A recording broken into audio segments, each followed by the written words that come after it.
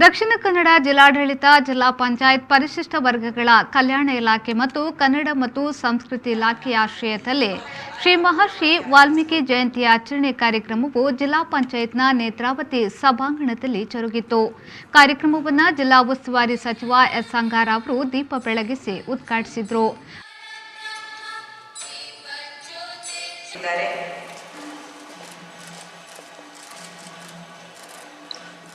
ಬಳಿಕ ಮಾತನಾಡಿದ ಅವರು, ವಾಲ್ಮೀಕಿ ಮಹರ್ಷಿಗಳು ಬೇಡವ ಜನಾಂಗದಲ್ಲಿ ಹುಟ್ಟಿದ್ರೂ ಕೂಡ ಇವತ್ತು ಜಾತಿಯಾಗಿ ಅವರನ್ನ ಗುರುತಿಸಲಿಲ್ಲ. ಮಹಾಕಾವ್ಯವನ್ನ ರಚನೆ ಮಾಡುವ ಮೂಲಕ ಜಗತ್ತಿಗೆ ತನ್ನನ್ನು ತಾನು ಪರಿಚಯ ಮಾಡಿಕೊಂಡರು. ನಮಗೆ ಜಾತಿಗಳು ಮುಖ್ಯವಲ್ಲ, ನಾವು ನೀತಿಯಿಂದ ಮೇಲ್ಪಂಕ್ತಿಯನ್ನ ಹಾಕಬೇಕು ಎಂದು ಹೇಳಿದ್ರು. ಒಂದು ಶಾಲೆ ಇರಬಹುದು, ಒಂದು ಕಾಲೇಜು ಕೂಡ ಇರಬಹುದು, ಅಲ್ಲಿ ಯಾವುದೇ ವಿದ್ಯಾರ್ಥಿಗಳಿದ್ದಾರೆ, ಆ ಎಲ್ಲ ವಿದ್ಯಾರ್ಥಿಗಳು ಕೂಡ ಒಂದೇ ರೀತಿಯ ಒಂದು ಬೋಧನೆಯನ್ನ ಸಂಬಂಧಪಟ್ಟಂತ ಗುರುಗಳು ಮಾಡ್ತಾರೆ. ಮನೆಯಲ್ಲಿ ತಂದೆ ತಾಯಿ ಕೂಡ ಮಕ್ಕಳಿಗೆ ಅದೇ ರೀತಿಯಲ್ಲಿ ಬೋಧನೆಯನ್ನ ಮಾಡ್ತಾರೆ. ಅದು ವಿದ್ಯಾವಂತರಾಗಬಹುದು, ಅವಿದ್ಯಾವಂತರು ಕೂಡ ಆಗ್ಬೋದು. ಅವಿದ್ಯಾವಂತರು ಏನು ಮಾತನಾಡ್ತಾರೆ? ನೀವು ಚೆನ್ನಾಗಿ ಓದಬೇಕು, ಚೆನ್ನಾಗಿ ಆಗಬೇಕು ಅನ್ನತಕ್ಕಂಥ ಮಾತನಾಡ್ತಾರೆ. ಆದರೆ ಎರಡೂ ಕಡೆಯಲ್ಲೂ ಕೂಡ ಒಂದೇ ರೀತಿಯ ಬೋಧನೆಯನ್ನ ಅಧ್ಯಾಪಕರು ಮಾಡ್ತಾರೆ, ತಂದೆ ತಾಯಿ ಕೂಡ ಅದೇ ರೀತಿಯ ಬೋಧನೆಯನ್ನ ಮಾಡ್ತಾರೆ. ಹಾಗೆಯೇ ಎಲ್ಲರಿಗೆ ಈ ರೀತಿಯ ಒಂದು ಅತಿ ಹೆಚ್ಚು ಅಂಕವನ್ನು ಗಳಿಸಲಿಕ್ಕೆ ಯಾಕೆ ಸಾಧ್ಯ ಆಗುತ್ತೆ?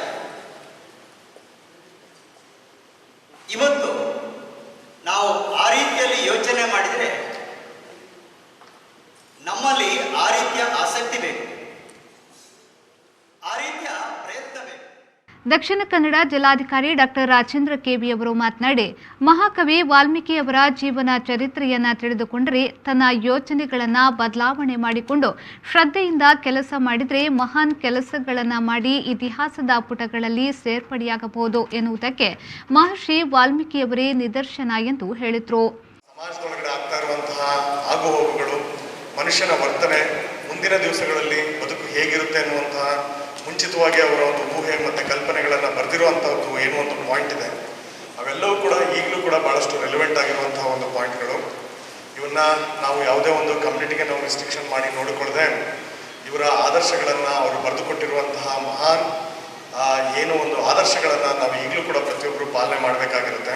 ಅದರಲ್ಲೂ ಕೂಡ ಎಸ್ಪೆಷಲಿ ವಿದ್ಯಾರ್ಥಿಗಳು ಈ ಒಂದು ಪಾಯಿಂಟ್ಗಳನ್ನು ಯಾವುದೇ ಒಂದು ಪೂರ್ವಾಪರಕ್ಕೆ ಒಳಗಾಗದೆ ಪ್ರತಿಯೊಂದು ಗ್ರಂಥಗಳನ್ನು ಭಾಳ ಶ್ರದ್ಧೆಯಿಂದ ಓದ್ಕೊಂಡು ಅವರು ಏನು ಬರೆದಿದ್ದಾರೆ ಆಚಾರ ವಿಚಾರಗಳನ್ನ ಹಿಂದಿನ ಇದರೊಳಗಡೆ ಆ ವಿಚಾರಗಳನ್ನು ನಮ್ಮ ಜೀವನದಲ್ಲಿ ಅಳವಡಿಸ್ಕೊಳ್ಳೋದಕ್ಕೆ ನಾವು ಪ್ರಾಮಾಣಿಕವಾದಂಥ ಒಂದು ಪ್ರಯತ್ನವನ್ನು ನಾವು ಮಾಡಬೇಕಾಗಿರುತ್ತೆ.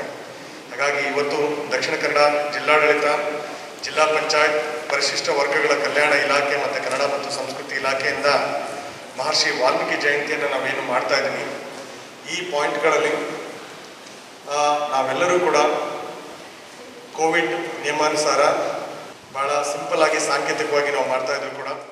ಇದೇ ಸಂದರ್ಭದಲ್ಲಿ ಅತಿ ಹೆಚ್ಚು ಅಂಕ ಗಳಿಸಿದ ವಿದ್ಯಾರ್ಥಿಗಳಿಗೆ ಸನ್ಮಾನ ಮತ್ತು ಫಲಾನುಭವಿಗಳಿಗೆ ವಿವಿಧ ಇಲಾಖಾ ಸೌಲಭ್ಯ ವಿತರಣಾ ಕಾರ್ಯಕ್ರಮ ನಡೆಯಿತು.